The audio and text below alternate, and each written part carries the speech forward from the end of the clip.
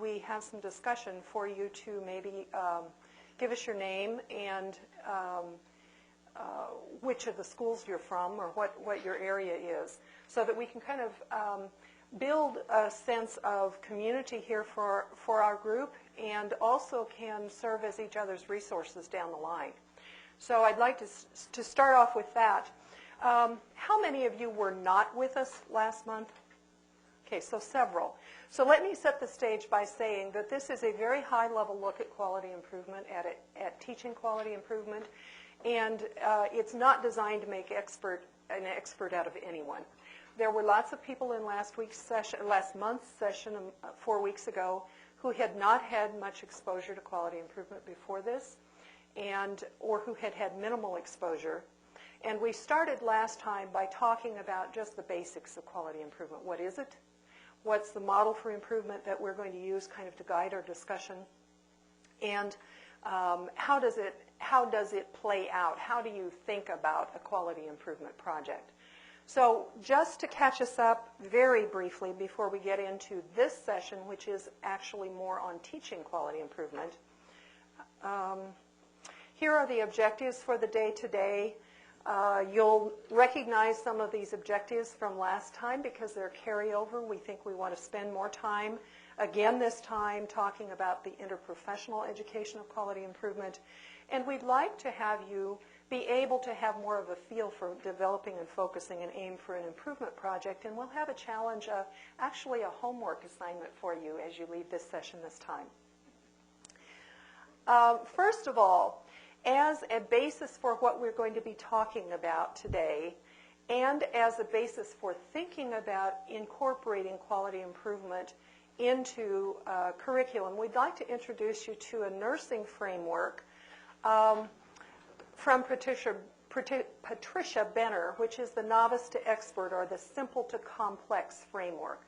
Some of you are nodding your heads from the nursing world. You've been introduced to Dr. Benner's work before now, but what the important part of this is to simply, as she has laid out this framework, she says that, you know, when we think about nursing education, we think about students coming to us as pure novices. They have no experience, and they're going to be working from established policies and procedures and standards of care, and they aren't going to know very much about what they're doing. So we kind of have to guide them a great deal.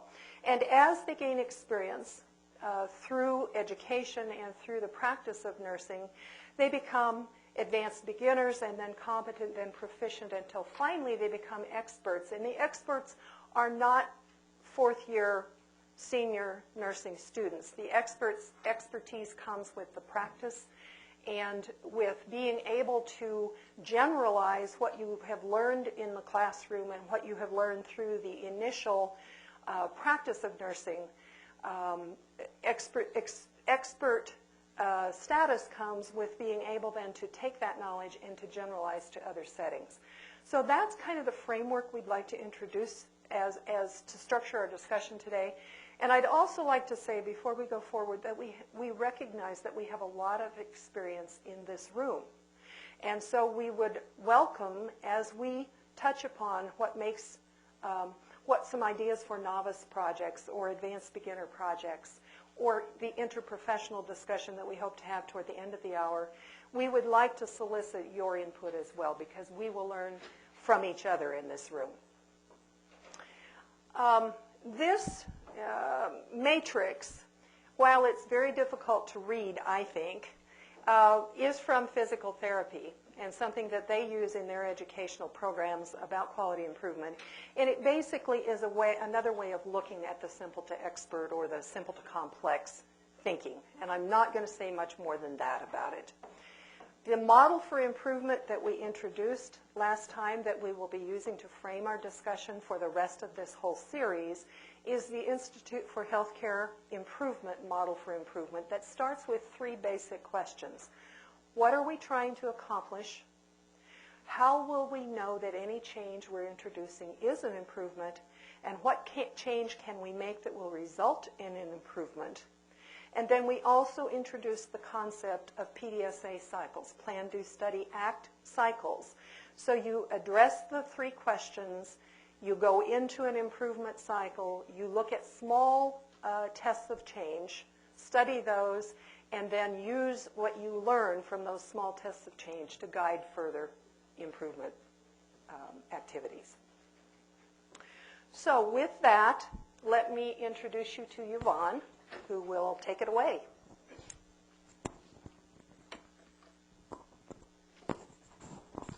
Hi, my name is Yvonne Colgrove, and I teach in the School of Health Professions in the Physical Therapy and Rehab Science program. And to give you a context for my portion of the discussion, our training program's a 3-year clinical doctorate. I teach 2 administration courses during their 2nd year, so I'm getting them to the hump and over. But I have a special challenge because the courses I teach are online, so I have to come up with creative ways to integrate the concepts, and I embrace the philosophy of using discussion boards and assignments in order to do that.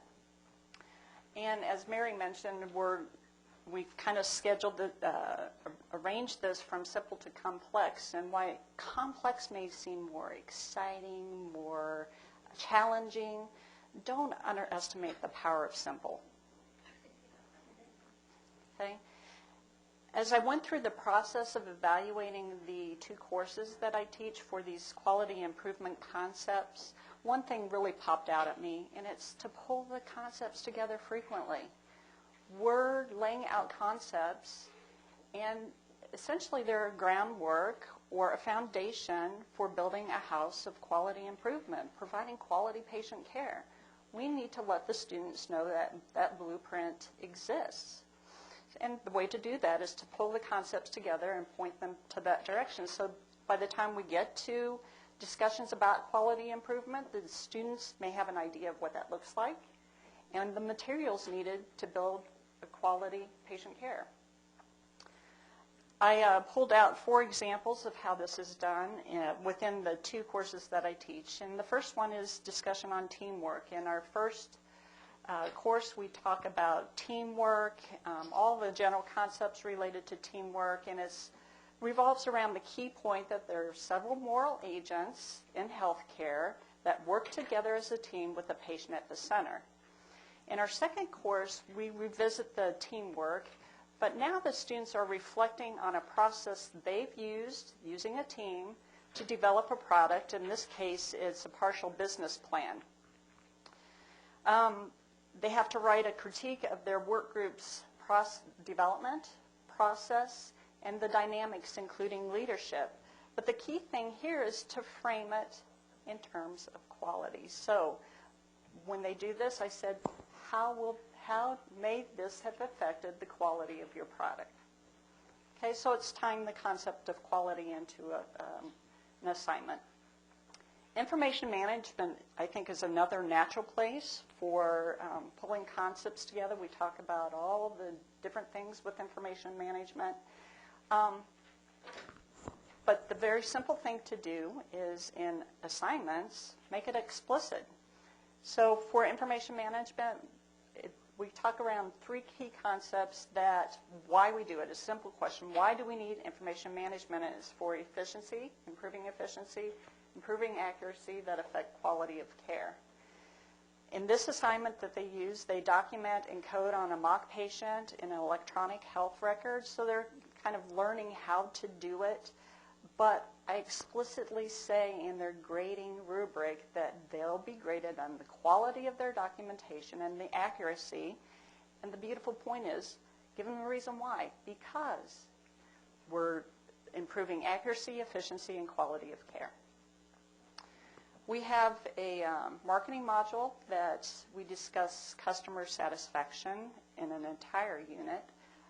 We talk about handling patients with problems, how to handle complaints, what problems are with customer satisfaction, and the different customer satisfaction measures. I think simply providing figures like the one shown here that's given in the middle of my online lecture, pull all the pieces together and point towards service quality. Okay, in this particular unit, they also have a assignment called, there's an app for that, So they have to research new technologies. They're scanning the environment, and they come up with a new technology, research it, provide discussion on the impact that it could have. Again, very explicitly stated how it may improve quality of care, thus improve customer satisfaction. And then this last example is, we're kind of getting specific and very detailed in our discussion about quality improvement. It just reminds us to take a step back and look at the bigger picture. Okay, the students have this outside-in thinking, and this assignment forces them to do inside-out thinking. So there's a discussion board called 8 Words or Less, in which the first set of students, we have about 36 students, 4 students post definitions in 8 words or less. What's quality? What's efficiency? What's effectiveness? What's customer satisfaction? The second group of students come in and define it in 4 words or less. And then the third group of students come in, look at the post, evaluate them for the similarities and differences in order to tie all those concepts together.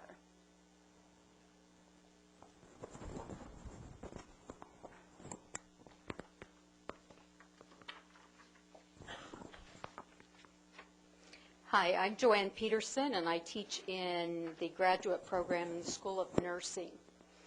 And I don't know if all of you are teaching, but the thought of adding one more unit or one more module to an already packed course is daunting.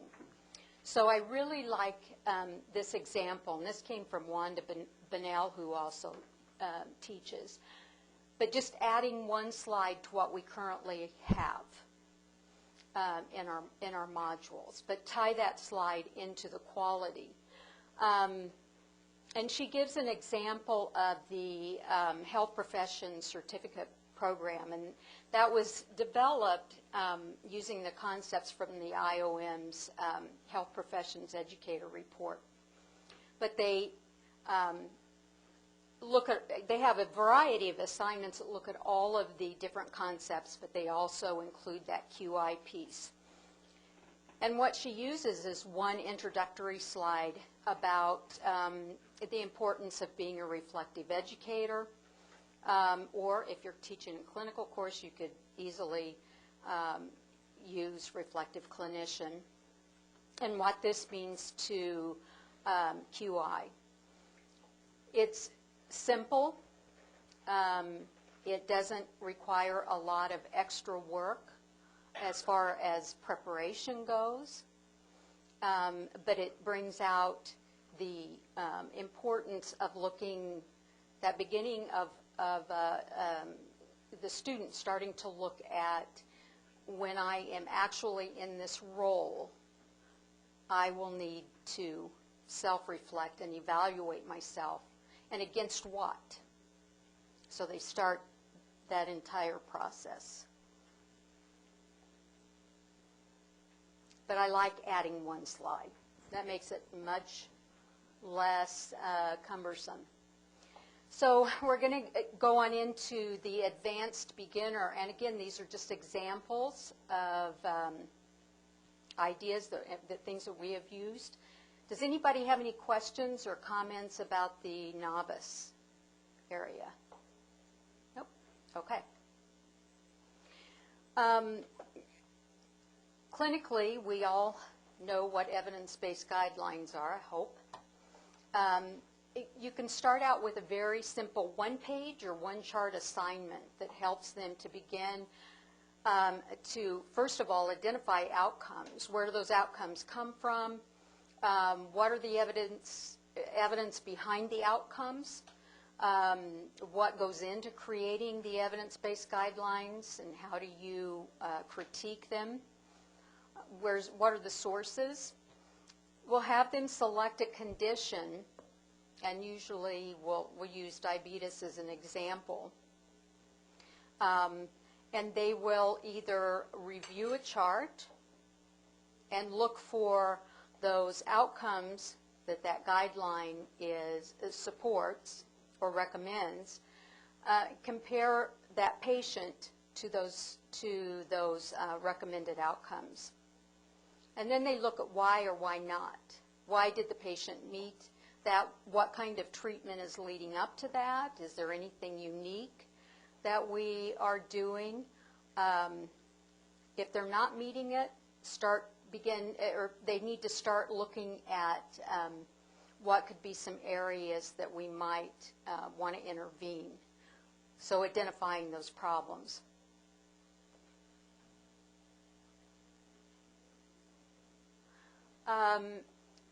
In the DMP, in their, I have to think, I can't remember numbers, in their residency program, they do an activity. In the residency program, the DMP students are in individual clinics. So they're all going to come to this exercise with a different perspective.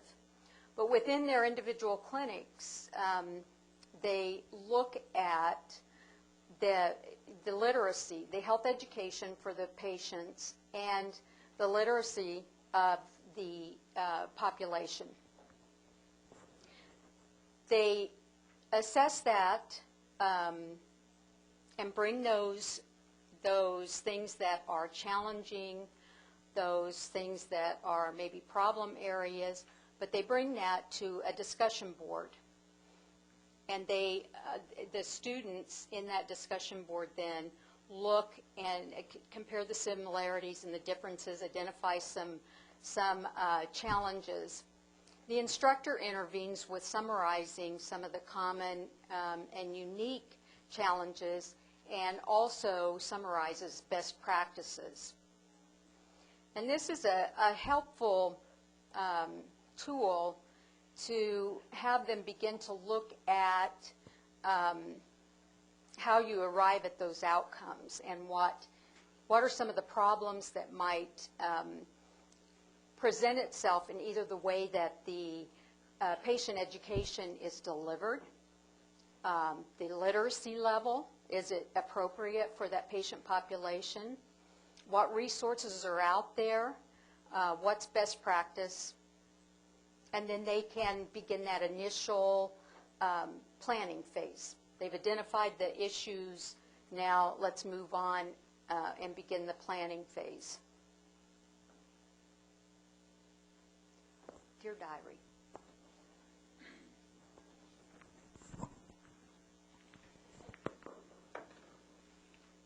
In our first series of this quality improvement series, we talked about a culture of safety where we're not merely encouraged to change, but we're required to take action when action is necessary. And that's embedded in organizational culture. In fact, we know organizational culture could be a barrier to change towards that culture of safety. In the second administration course, we talk about professional behavior and how it's different within individuals, between individuals, groups, and organizations. And we move into management theories and talk about organizational culture. And you can see this is one of the models we talk about. So in an organization that values culture will not only show it in their mission and or vision, but it'll be present in their day-to-day activities. In order for these values to disperse throughout the organization, the leaders need to be not only voicing it, but demonstrating it consistently and stably over time in order for their employees to believe that it's valued, which will show up in their attitudes. I use an assignment called Dear Diary to pull all these concepts together, management theory and organizational culture, where one group of students has to analyze a real-life personal clinical conflict because they've already been on 3 internships. I'm sure they've seen something, where the problem is partially rooted in management problems. So they have to be able to write a nice case scenario that is able to be analyzed by the next set of students. So the second set of students will use 2 management theories to explain why that may have occurred. The third set will explain 2 different theories, how 2 different theories can be used to improve the problem or handle the problem differently. And then the fourth set of students analyzes the organizational culture and the 2 steps that a leader could take to improve the culture so future conflicts don't occur. So we're not being explicit about the process, but they're actually starting the quality improvement process in this particular assignment. Okay, and if we think about Bloom's taxonomy, intermediate level learning is application moving towards analysis, whereas the more complex learning is aiming at integrating concepts through synthesis and evaluation. I think at the intermediate level, it's really important to start pulling in those real life situations so they could identify problems, start to analyze them in order to generate solutions. And Joanna describes some activities for that. Oh, I keep going, sorry. I jumped ahead of myself. In our quality improvement module, I bring those concepts down to an individual level. You can make a difference with 3 questions. What would be the aim? What would you measure to assess the situation? And 1 change. I actually deliver the content on an online lecture, but the students have to apply it during a written assessment. So they're given a case illustration where a physician intern in an emergency department notices these ways. He's been brilliant in working up his patients and admitting them, but he has 3 patients waiting that he worked up 2 hours ago as he's going to get his coffee. 1 should have been admitted to a med-surg ward, 1's intubated and waiting to be admitted to ICU, and 1's being transferred to another hospital. And as he's getting his cup of coffee, a patient from the waiting room comes up and says, "What's going on? I've been here 2 hours and I haven't even been put in a room to be seen." So from this illustration, the student has to identify 1 problem, answer the 3 questions on the fly because it's a timed assessment. Okay. I think we have a potential to empower our students to be future change agents by educating them on the culture of safety and what it might look like in real life practice, knowing that they can make a difference and they could do it quickly. It may take time to implement it, but they could work through the process quickly. Okay, now I'll turn it over.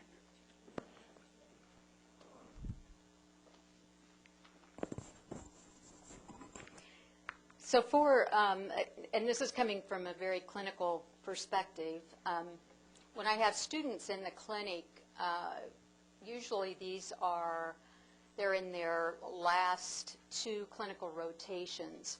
So they're there 2 to 3 days a week in the clinic, and we have there's a time that they start to get to know the patient population and see the same patients over and over again. So one activity that we do is I will have them identify evidence-based outcomes related to a chronic disease that they might see repeatedly in the clinic, and usually it's diabetes. I sometimes kind of guide them towards that because I know the charts to pick. And I'll get to that in just a minute. Anyway, they have to identify 1 outcome that is process-related.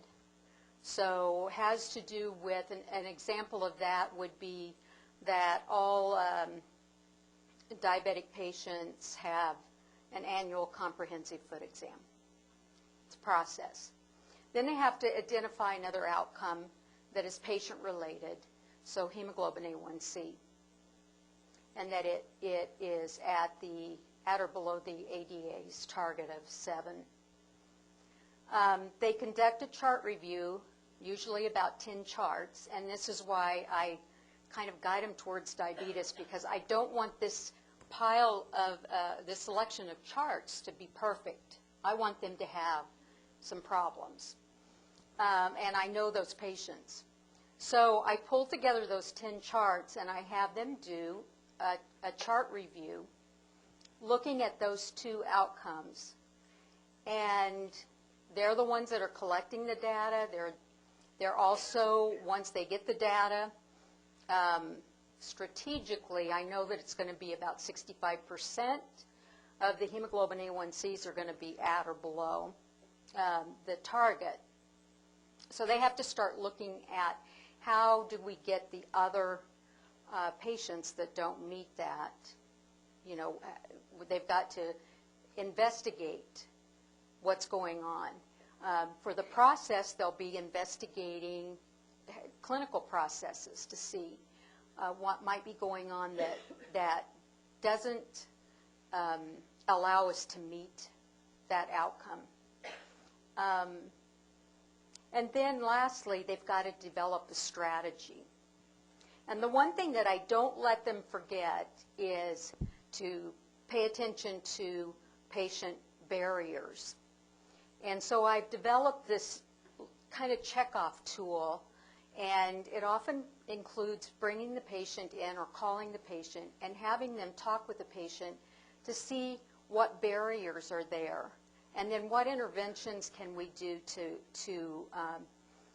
alleviate those barriers or somehow work around them so that we can help that patient to meet the goals. They're still not analyzing, I mean, as far as the intervention. They've come up with the intervention, but they're not then taking a look at how that changed the outcomes. There's not enough time in a semester. So.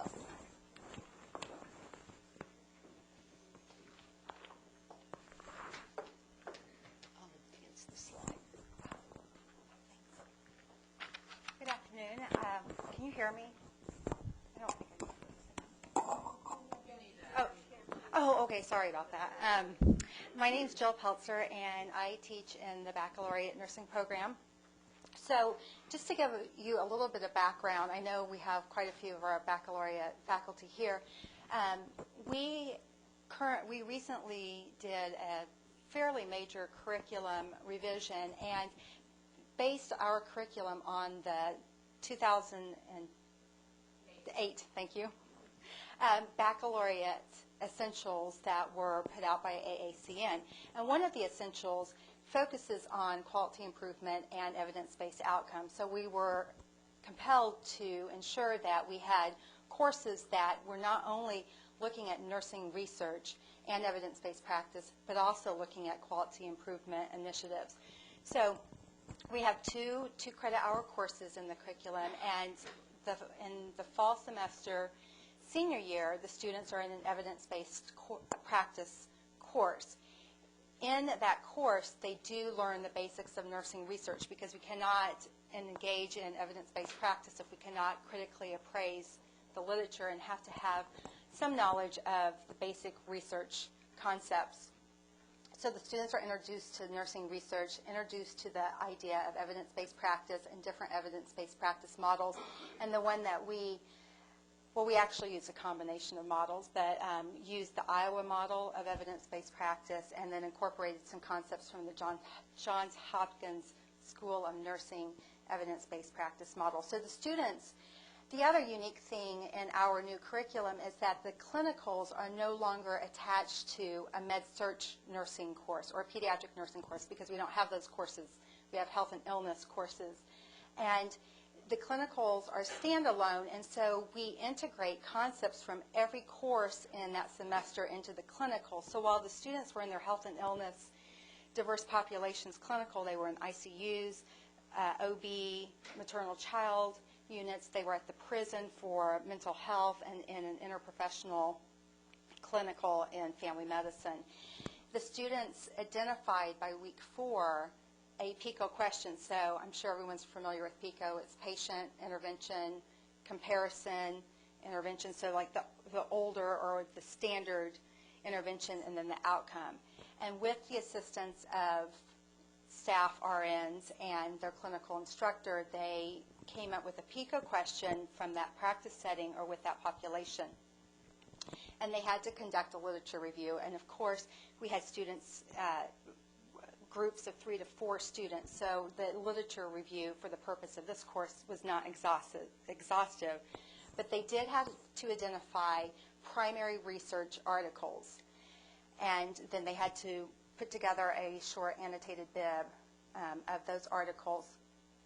And I actually made copies in case you're interested of how the model that the levels of evidence, which we use from the Melnick Evidence-Based Practice Nursing book. So they had to identify the levels of evidence. Is this a level 3? Is this a level 4? For the purpose of identifying their research articles, they could not use systematic reviews if they were available, because I wanted them to appraise primary research articles. At the end of the project, they could integrate any systematic reviews for their final analysis. So they conducted the literature review, and then they critically appraised the literature. So again, what level of evidence is this research article?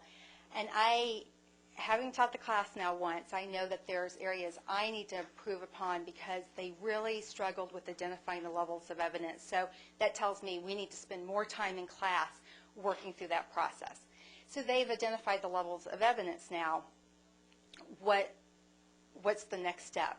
So the next step, I looked at the Johns Hopkins EBP model, and they have a quality grading scale. So an A is high quality, a B is good, and a C is low. And as you'll see on that blue sheet, so an A quality is consistent with generalizable results, appropriate sample size. So looking at the quality of the research. And if the quality of the research is good, then that would help us determine that maybe we can move forward with actually testing this new intervention and then changing practice.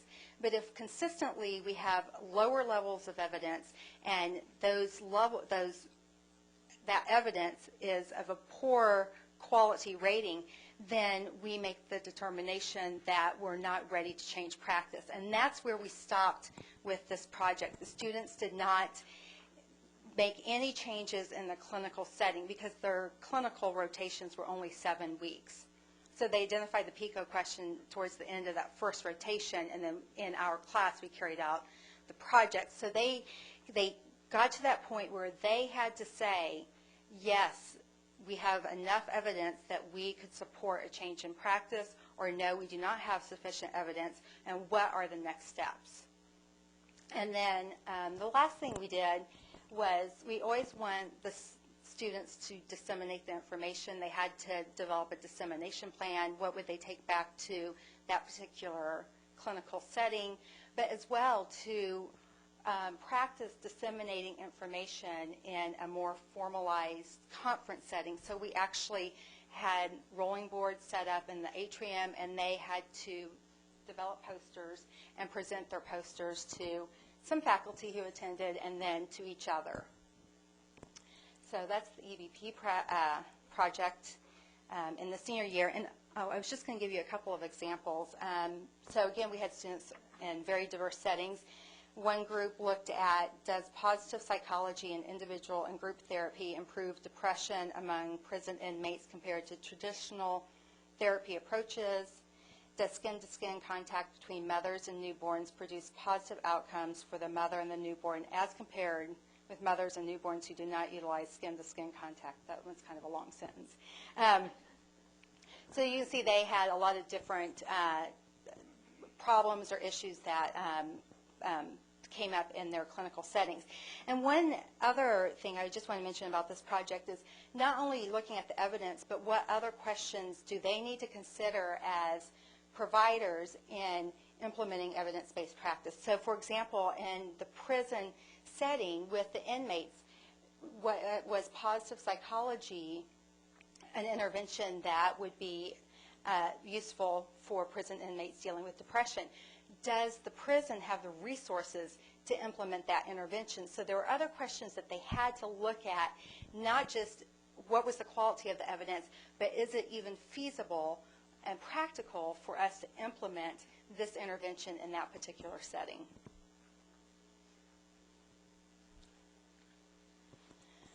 So lastly, we've talked about simple, and now we're talking about different projects that are more complex, and the integration of multiple concepts in quality improvement.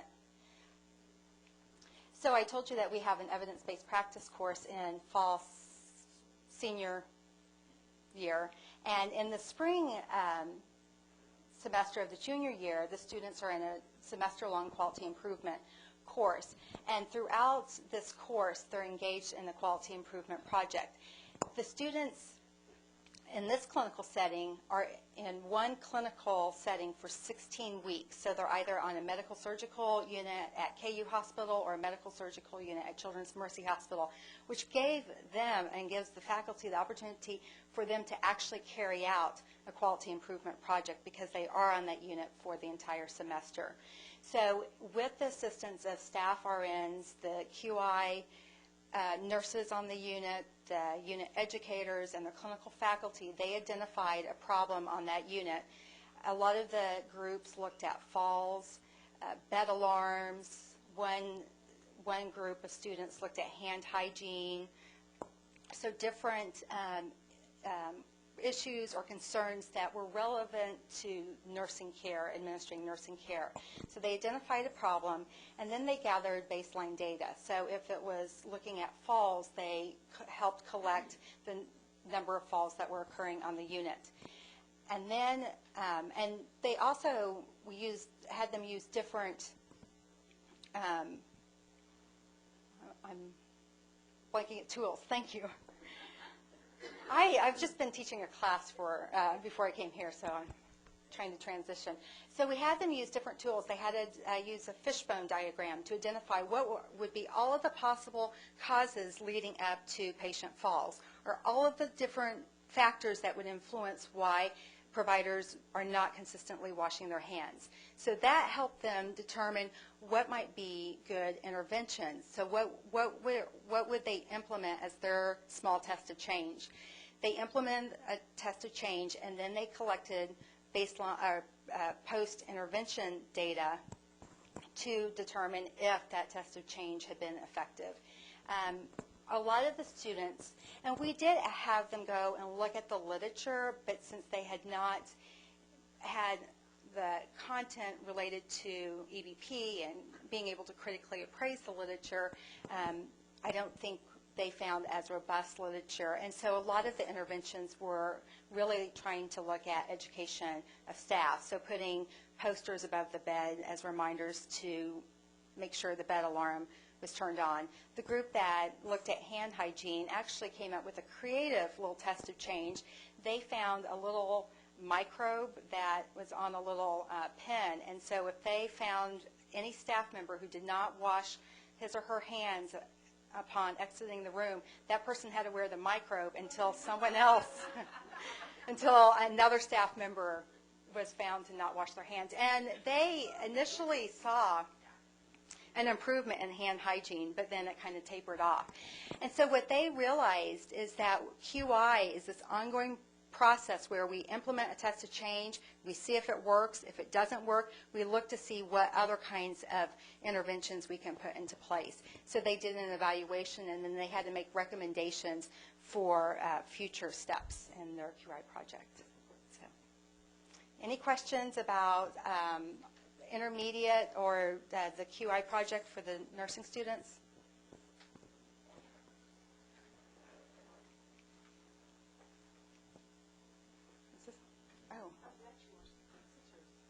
This is mine?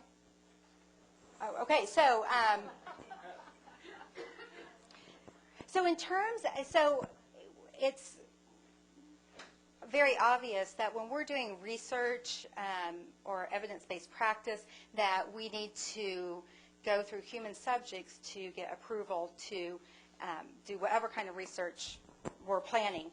It becomes a little bit fuzzy when we are looking at quality improvement, and do we need to have human subject approval to engage in quality improvement initiatives? So human subjects does have a request for QI, QA determination.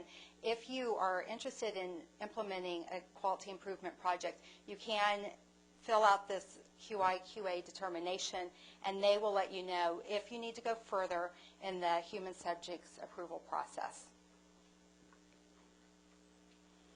And then Laverne Manus is going to come up, and we're going to talk about a very interesting and really informative project that we did in the quality improvement course. I'm Laverne Manus, and I work as graduate faculty for the School of Nursing, but I also get to interact with the undergraduate students because I'm the director of SEEDS. And SEEDS is the university's academic electronic health record.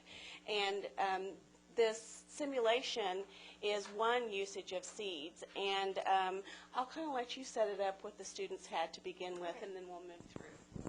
Okay, so not only did we teach students about the quality improvement process in this course, but also about quality and safety. And so we talked a lot about the different national quality initiatives and had them look at core measures. So for this particular course, we had them do as an assignment to prep, look at the core measures for heart failure. So they had to come into the class prepared to talk about heart failure core measures. And so the group at the Center for Health Informatics had created some records for these students. Some of the records were scanned documents, so we just scanned in written records. So those are going to have the same problems as you have with paper. You can't read them, you can't find what you need. The other thing that the students would find out about this later is that you also can't query for information on these records. It's unstructured data. It's just pictures a computer sees as a blob. We created other records that had structured data, which is data entered in a radio button or a checkbox or a drop-down. And some of them also had some free text so that the students could discover that, too, could not be queried and was very hard to find. And so they came in the day of the exercise, and we were all there. The Center for Health Informatics was there. April was there. And Jill was there, Mary Meyer was there, and they got into their groups and they started looking at their records in the electronic health record. And once they were finished and they had decided whether the charting, the documentation had met the quality measure or the core measure we were looking at, they finished up and they began to discuss it. And they started to realize that the playing field was not level. And some people had a lot easier time finding things than others did. And that's when we began a discussion about structured versus unstructured data and what it means.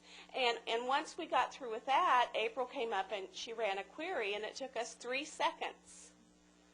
What had taken them almost the whole entire class time to find on those records that were structured and did not contain textual data entry. And so they learned so much about core measures, but they also learned about, one, chart audits the way you'd like to do them, the way you would not like to do them, and that operationally the facility where they're working can find the things that they need to support the work that the nurses and other health professionals are doing by querying the data if it's entered correctly. And I would say probably 75% of nurses practicing that began with paper don't understand that reasoning as well as these students that went through this exercise.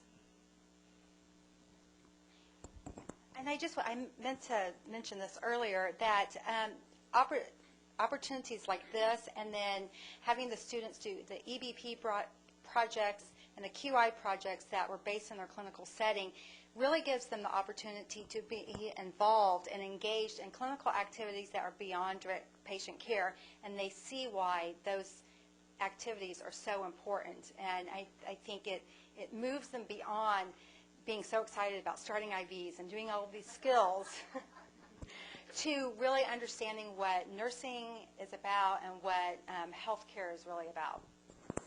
And I just want to end with one last thought, and these students also begin to think about another type of quality that people don't often think about, and that's the quality of the system that supports the healthcare workers at the bedside. And that system has to be of high quality also.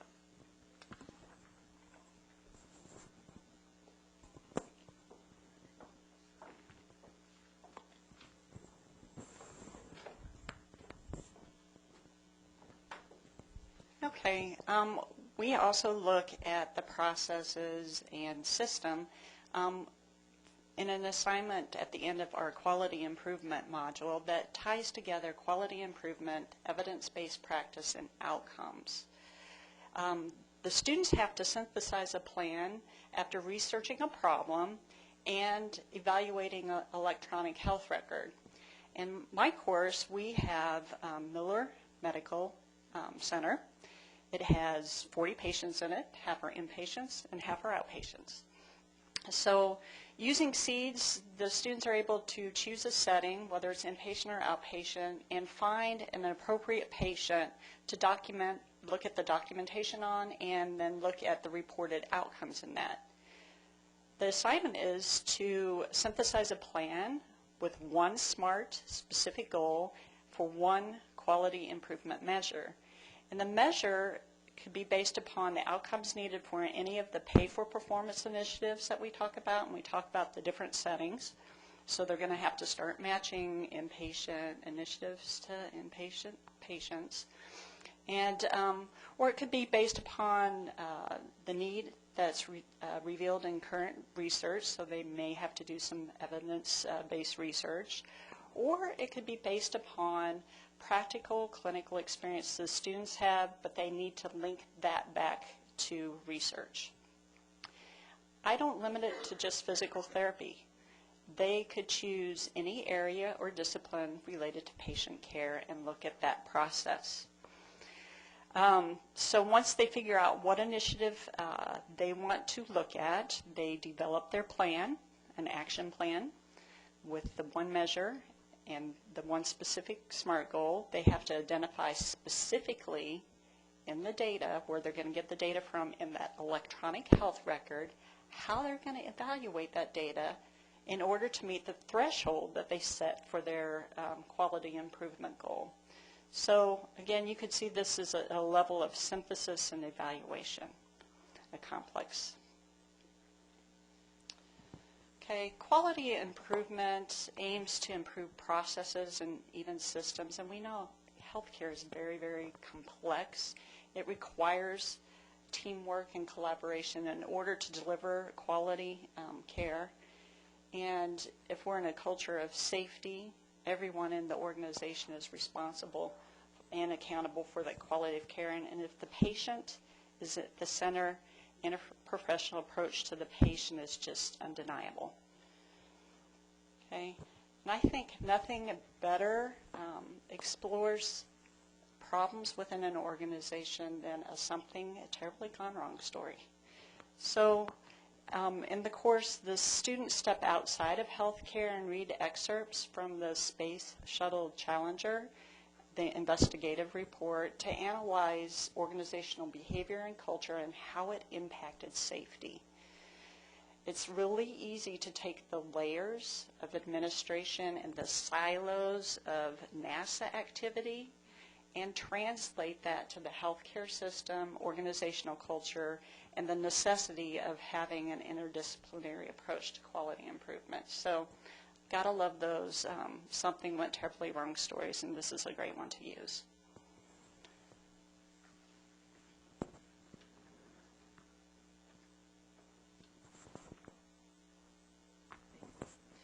Okay, we thought we would, the group has been very quiet, and we thought we would have discussion before now. So let's actively solicit your input at this point in the program. Let's talk about examples of interprofessional quality improvement learning here on campus. Yes? Your name? Bob Lee, Health Policy and Management, Bob Lee. our graduate students are working in Yankee with residents, physicians, nurses. We'd love to do more. So a good learning opportunity moving back and forth. Are you, as you look at the structure of novice to complex, where does that student learning fall, Bob, and what specifically have you seen as examples? It's a bit above the novice level, but in terms of practical application, they're still a little shy. So we're letting them jump in Uh-huh. without paying a big fine. As a result, Right. is the goal. 'Cause it sounds so easy when you read about it. It does. It does. It sounds easy when, in theory. Yes. Yes, in theory. So, what do you have any examples of aha moments from the students in terms of the interprofessional approach to learning? Yeah, so it starts out as a simple, actually, Tim may be sort of familiar with it, starts out as sort of an inquiry into why something went rather wrong with the patient in terms of an x-ray. And then it sort of moved from there to people saying, there are an awful lot of stat x-rays people, including people that ordering stat x-rays on Tuesday or Thursday. This is odd, to say the least. And you start looking at this, and students start working their way through this and trying to understand it, and they're massaging the data, learning how the EMR can help them. And then at some point, the radiology resident says, well, you know, this isn't really a radiology issue. One of the problems is there are lots of x-rays being ordered that are inconsistent with contemporary medical science.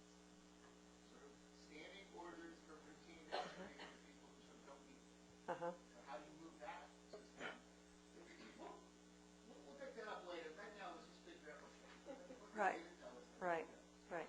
And as a faculty member, what's your approach to kind of guiding that learning activity? How do you see yourself doing that?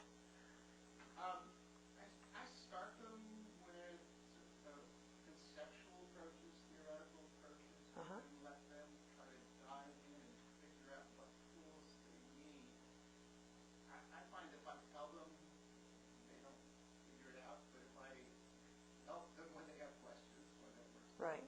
If you serve as a resource to them while they're wandering around in muck. Right. Yeah. Yeah. Okay, what other examples of interprofessional quality improvement learning do we have to? Sure, Steve. Now, this is Steve Jernigan from Physical Therapy. More of a comment, just it's interesting how quality and safety, of course, are emphasis on the hospital side for sure.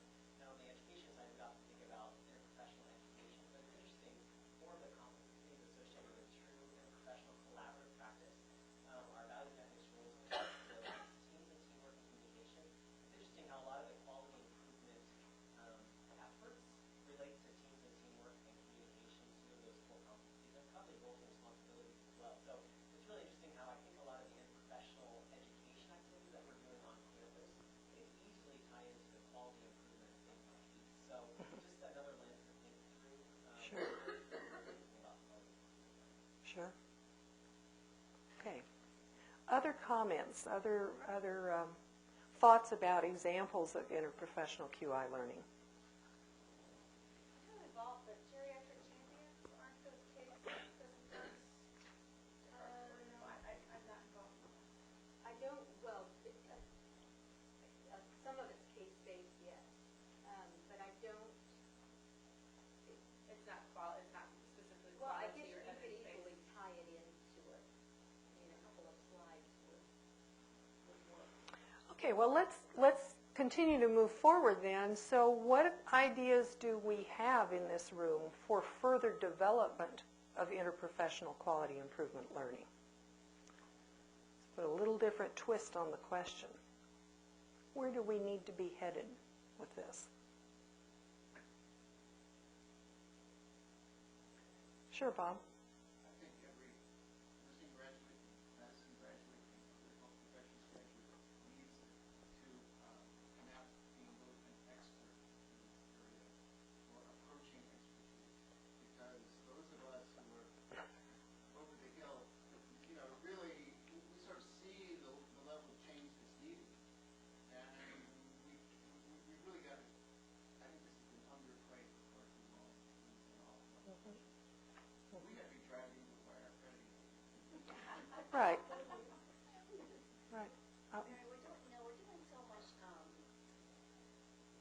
a form of interprofessional teaching that we don't even really think about is our standardized testing process. You know, we do that. I talked the other day to one of our actors who we pay, and this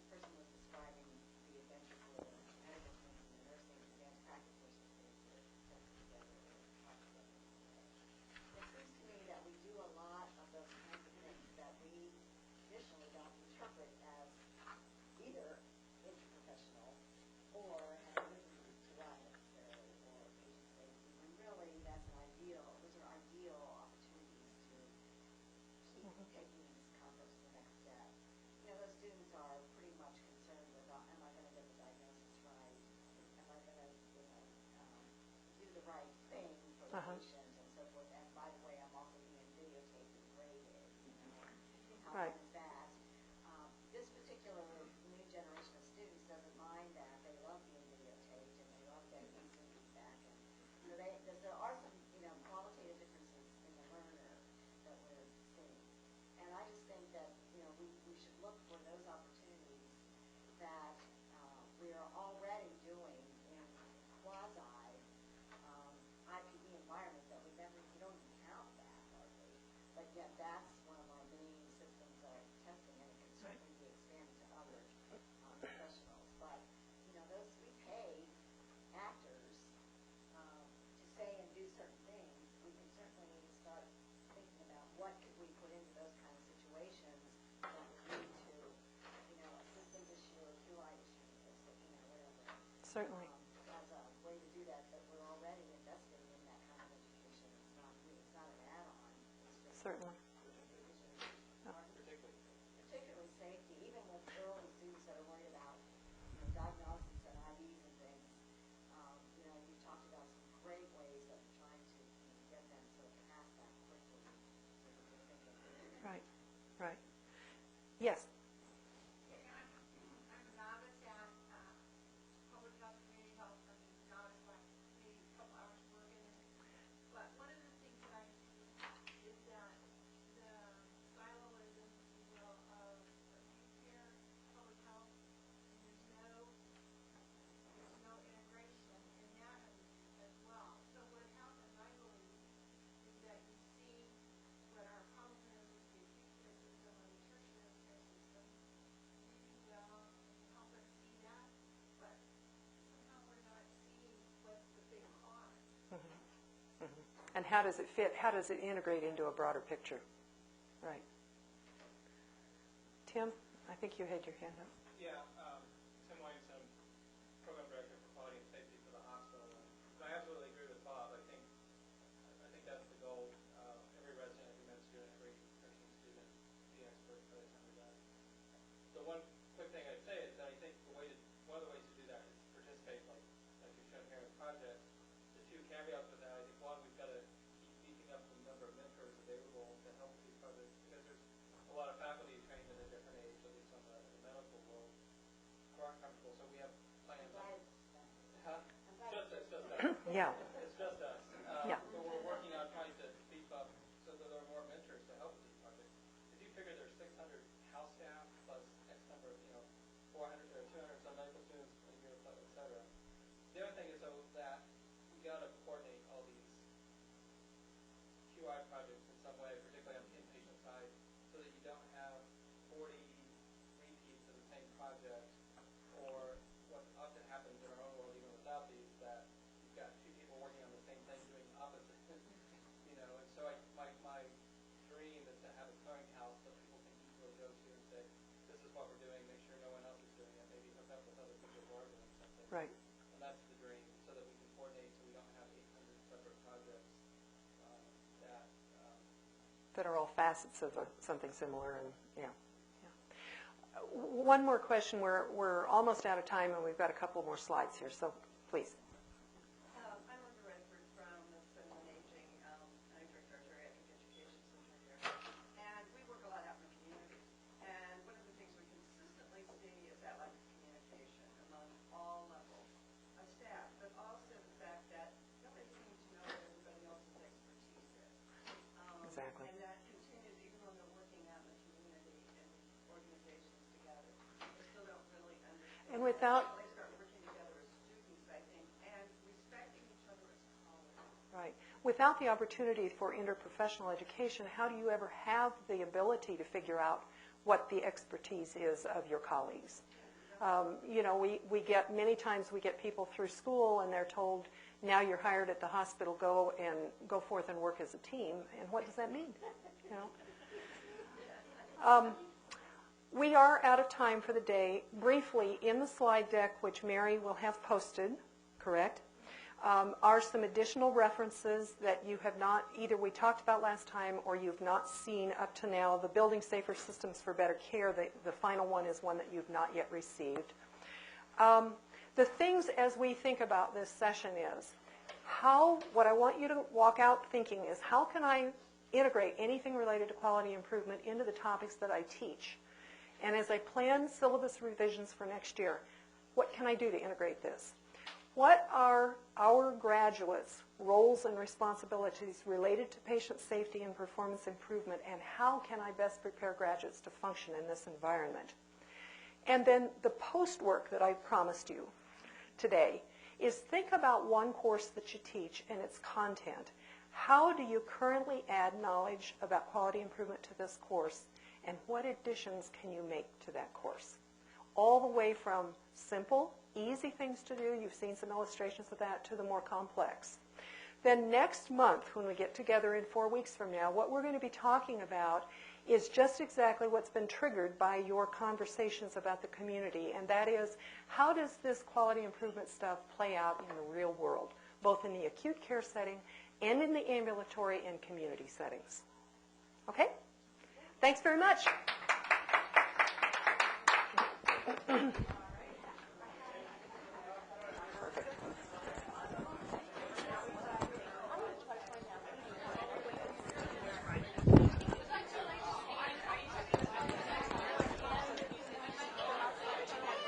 Wasn't that fun? Wasn't that fun? Next time will be fun too. Yeah.